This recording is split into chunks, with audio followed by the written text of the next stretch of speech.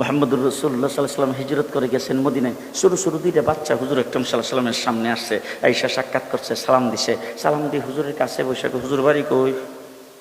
ছোট বাচ্চা তো কথা কয় না। আমরা যেমন বিভিন্ন মাহফিলে গেলে সবাই আমাদের খুব ইজ্জত করে, সম্মান করে, এরকম ছোট ছোট বাচ্চারা এসে সামনে, হুজুর কোথায় গেলে? ঠিক না? আল্লাহ নবীর জিজ্ঞেস করতেছে, হুজুর বাড়ি কো? আল্লাহ নবী কো বাড়ি মক্কা। তো মক্কা থেকে মদিনায় কি লেগে আইলেন? ছোট বাচ্চা তো।